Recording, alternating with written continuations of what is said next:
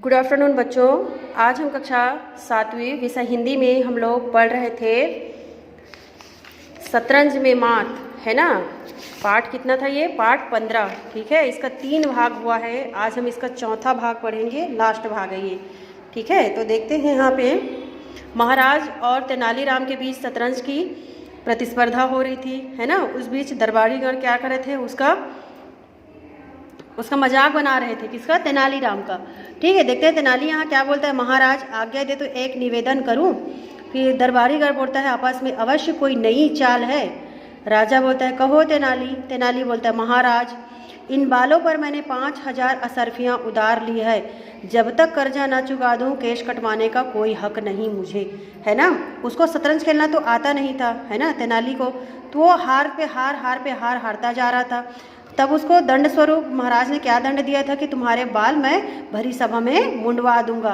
तब यहाँ पे तेनाली ने एक चाल चली और वहाँ पे बोला कि मैंने इन बालों के लिए क्या किया है, 5000 हसरफियाँ जो है वो उधार ली है और अब तक कर्जा मैं नहीं चुका दूँ तब तक मैं क्या करूँगा, केस कटवाने का हक नहीं मुझे। सब दरबारी बोलते हैं देखी तेनाली की धूर्तता। राजा बोलता है शांत, दंड तो भुगतना पड़ेगा इनको। सोच कर एक दरबारी से जाओ अभी कोष से 5000 असरफियाँ निकलवा कर इनके घर भिजवाओ। दरबारी खुश, नाई से काम पूरा करो और देखना एक बाल भी ना छूटे। अब दरबारी खुश हो गए। नाई फिर उस तरह उठाता है ना। अब तूने उधारी लिए है 5000 असरफियाँ, तो वो 5000 असरफियाँ मैं दे दूंगा करके वो उसके घर पहुंचा देता है ना। फिर कहाँ है नाई जो है तब फिर उस तरह लेकर खड़ा हो जाता है। दरबारी सभी खुश हो जाते हैं। फिर तेनाली रोक कर बोलते हैं क्षण भर सधो भैया। आसन लगाकर मंच पर बैठ जाता है, आंखें मूंद हाथ जोड़ मंत्रों का उच्चारण करता है और ओम नमः शिवाय, ओम नमः शिवाय। राजा बीच में तेनाली यह क्या? तो दरबारी बोलता है आपस में एक नया ढोंग हद है चतुराई की। तेनाली बोलता है आंखें खोलकर शांति से समझाते हुए कृपया बीच में ना टोके, मैं अब की भलाई के लिए क्या कर रहा हूँ, प्रार्थना कर रहा हूँ। राजा बोलता है पहली मत बुझाओ। नाई बोलता है देरी क्यों, उस तरह उठाओ। तेनाली बोलता है मेरी बात सुनने का कष्ट करे महाराज। फिर दरबारी बोलता है अधीर होकर महाराज मत सुनिए, नाई अपना काम करो। नाई फिर उस तरह उठाता है और राजा रोकता है।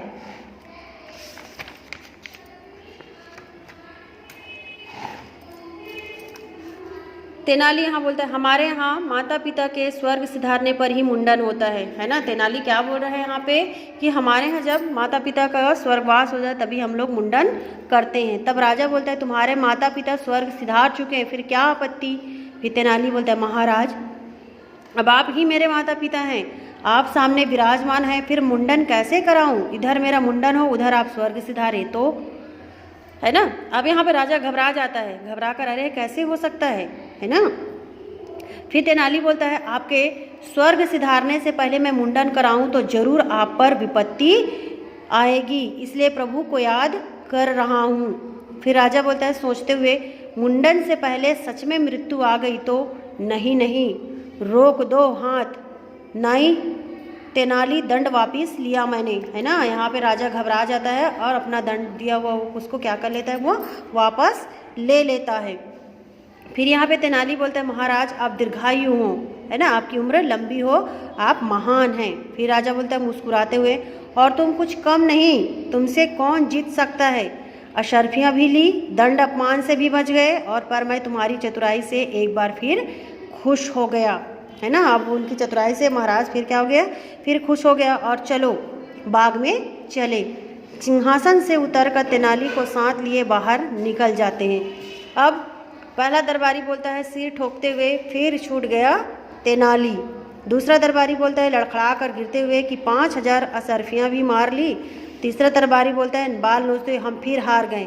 और सब दरबारी बोलते हैं हाय तेनाली तुम्हारी बुद्धि ने हमें फिर मात दी, है ना। यहाँ पे सभी दरबारीगण फिर निराश हो जाते हैं और तेनाली फिर से राजा का प्रिय बन जाता है ना। और सभी बोलते हैं कि तुम्हारी बुद्धि ने हमें फिर एक बार क्या कर दिया, हरा दिया, है ना। फिर यहाँ पे पर्दा गिरता है।